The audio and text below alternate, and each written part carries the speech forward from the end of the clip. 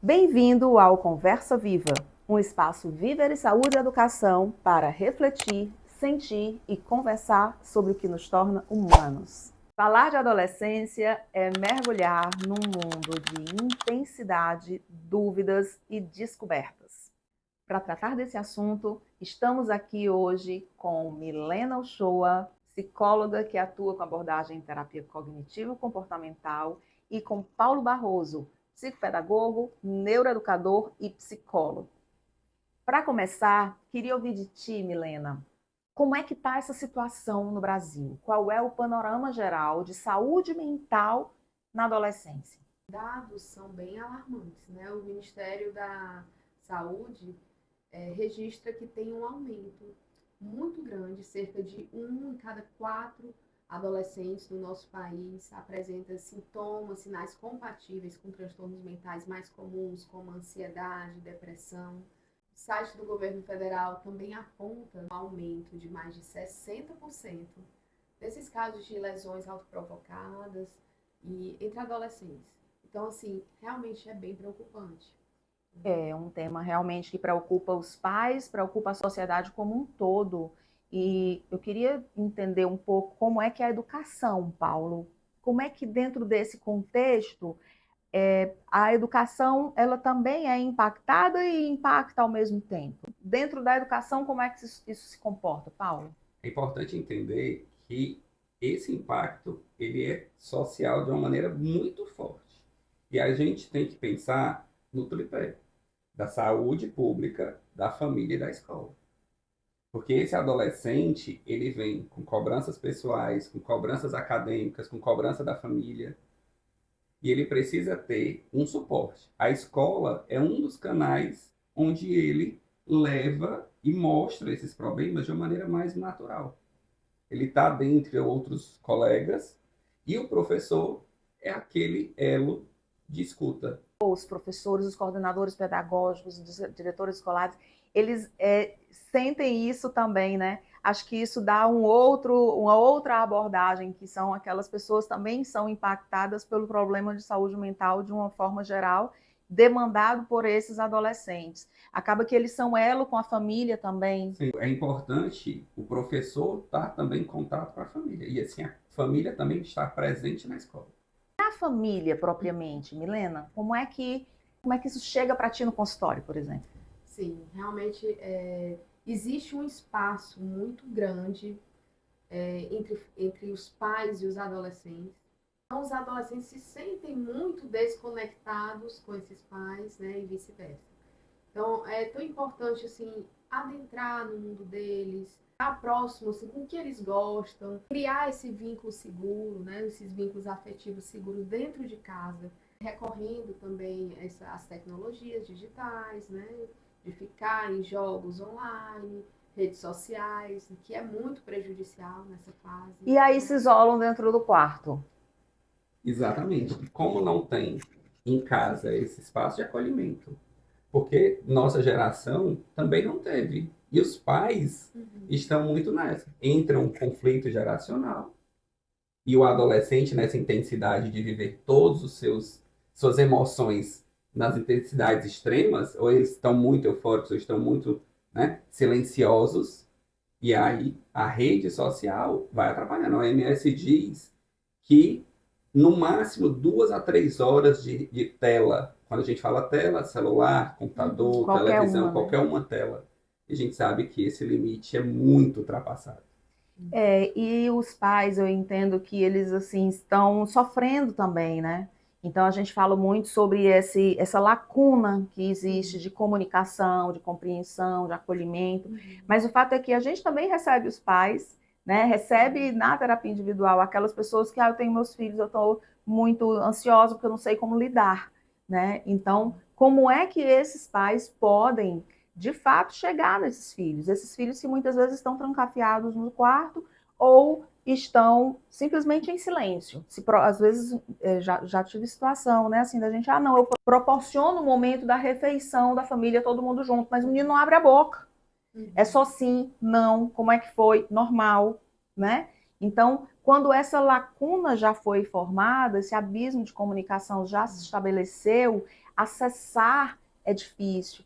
E esse jovem, ele encontra ali no grupo deles essa outra forma diferente de comunicação. Acho que esse momento digital que a gente está vivendo tem, inclusive, uma linguagem própria, né? Paulo, Sim, essa linguagem própria é cheia de códigos, inclusive. sim, vários códigos, né? Os emojis, né? As abreviações de palavras. E os nossos pais não sabem. E aí cria-se esse abismo de comunicação, mas também não há uma abertura dos pais. Porque muitas vezes, ao invés de ouvir o adolescente, eles querem falar, Sim, aconselhar. aconselhar, dar palestrinha, como eles Sim. acabam falando. Sim, os garotos falam, né? É muito essa coisa de querer mostrar pela fala e não pelo exemplo. Né? Então, os pais falam muito, eles chegam e dizem assim: ah, mas meu pai fala demais, minha mãe passa horas remoendo o mesmo assunto. Muitas vezes ele quer ser ouvido. Helena, você, além de psicóloga, também é mãe. Sim. Tem uma filha de 9 anos, não é isso? Isso. Como é a tua comunicação com a tua filha?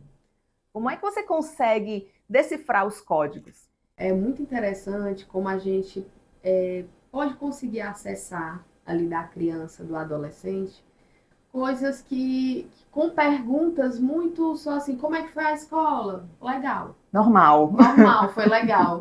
A partir do momento que você começa a perguntar qual foi a parte que você mais gostou da escola hoje? Então aí começa a trazer. Teve alguma coisa que não foi muito boa? Né? E começa também a perguntar assim, e como é que foi na hora do intervalo? O que você fez? Não ficar perguntando só como foi, porque a resposta vai ser, foi legal. Né? Porque a expectativa, às vezes, do filho é de que ela quer saber se eu estou estudando, se eu estou aprendendo, né? Por pressão acadêmica. Já fica nessa preocupação do julgamento. Minha mãe e meu pai estão perguntando porque eles estão esperando essa resposta de mim. Uhum. Conhecer os amigos também. Sim, né? estar Faz próximo parte das famílias dos amigos, conhecer os pais, né, dos amigos dos seus filhos. Isso é tão importante porque cria essa conexão, essa rede de apoio. Esse é o nosso objetivo como pai, como mãe. Ser rede de apoio para os filhos, não é isso? Sim, né? E para ser rede de apoio, você precisa acolher. Fazer com que esse adolescente se sinta seguro em falar para você das emoções, dos sentimentos, dos problemas que ele tem no dia a dia. Né? É pressão na escola por nota, é pressão da família porque tem que estudar para poder escolher uma profissão. Né? É pressão dos amigos, porque você precisa ser o descolado, ser o mais conhecido, né, da escola. É pressão dele mesmo em quem ele realmente é. Porque essa intensidade também está na descoberta dele. Quem eu sou, que adolescente, que adulto eu quero ser. Então, essa régua ela acaba sendo muito grande e desproporcional para aquilo que ele vive. E isso traz muita ansiedade, né? E fica naquela de esperar do outro. O que é que o outro espera de mim? É uma fase assim de busca por pertencimento. Essa busca de se encaixar. E aí, nessa busca de se encaixar, é onde eles encontram os grupos, que podem ser grupos presenciais da vida real, e acho que a escola entra muito nesse aspecto, mas existe o grande perigo dos grupos virtuais. Sim. Nesses grupos virtuais, a gente acaba não conseguindo acessar. Quem são os pais dos teus amigos, filho? A mãe. É um amigo virtual. Nossa, e aí é onde entra, acho que, uma ansiedade muito grande dos pais e mães. Nossa, quem são esses amigos virtuais dos meus filhos, né? E esse mundo virtual, ali, cyberbullying, né, que chama, Sim. que acaba que tem muito essa violência do adolescente se sentir inferiorizado, humilhado, essa questão das redes sociais também, a comparação que fica vendo a vida das outras pessoas, aqueles recortes de vida, de vidas perfeitas, né, padrões de belezas irreais, né, padrões de sucesso. Então, assim, acaba tendo essa comparação e isso vai gerando um sentimento de inferioridade. As gírias, a maneira como o jovem se comunica.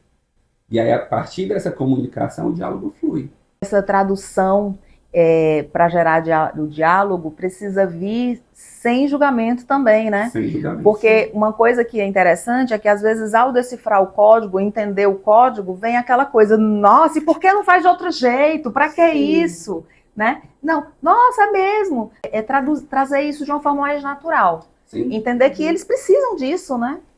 Entender que também na nossa época a gente tinha códigos de conversa diferentes, né?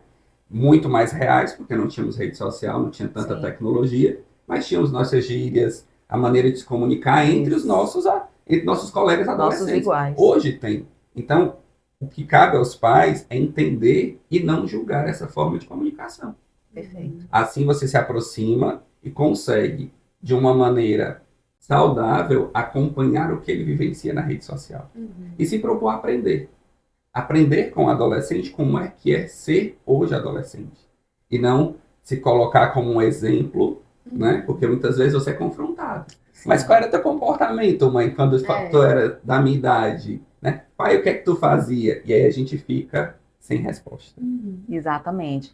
E uma coisa também que da adolescência traz muita ansiedade é a transição ali. Tá no ensino médio e começa a ser cobrado sobre qual é o que você vai fazer quando terminar o ensino médio. Você vai entrar numa faculdade, qual é o curso que você quer, qual é a profissão que você quer. A gente sabe que é uma fase de vida de muitas dúvidas e de inseguranças, e esse tipo de pressão é um tipo de pressão que gera sofrimento, porque eles não sabem direito, não conhecem o mundo do trabalho, né? Então, você tem se deparado com esse tipo de questionamento, Milena, de ansiedade relacionada a essa fase no consultório? A gente vê que os pais tem um excesso de cobrança sobre os filhos como uma performance, para performar, né, algo que eles desejam também. Isso. Então, até assim, o encaminhamento para essa profissão, muito também é o que eles desejam, o que eles sonhavam até para a vida deles. E o adolescente se afasta do que realmente faz sentido para a vida dele, brilhar os olhos ali, o que ele gostaria de fazer. E fazer essa busca de aprovação, né? Essa busca de aprovação que o adolescente ainda tem. Como é que a psicoterapia atua nessa parte mais que a gente chamava antigamente de orientação vocacional? Hoje a gente fala mais sobre identificação das habilidades e interesses. Como é que vocês abordam essa orientação no sentido mais de identificação de habilidades e interesses? Nessa fase de busca de definição de qual é a carreira que esses garotos vão seguir. Acho importante fazer muito essa projeção para o futuro. Onde você se visualiza daqui a 5 anos, após essa sua decisão. E entender que essa decisão ela também não é definitiva. Sim, perfeito. Você pode mudar ao longo do curso, você pode escolher outro curso, né? Você pode entender também que dentro daquele curso, dentro daquela área de conhecimento, existem várias formas de você trabalhar. Muitas vezes as pessoas dizem, o psicólogo só trabalha na clínica. Não, tem diversas áreas que a psicologia pode atuar. O médico vai estar ali escolhendo uma área, vai ser só aquilo. É um mundo. Né? Dentro de cada ciência existe um mundo a ser explorado. E o adolescente, muitas vezes, ele não sabe o básico do que ele realmente é. Ele não conhece totais habilidades. E a gente faz essa orientação para que ele também se identifique e ele busque ver e desenvolver as suas próprias habilidades.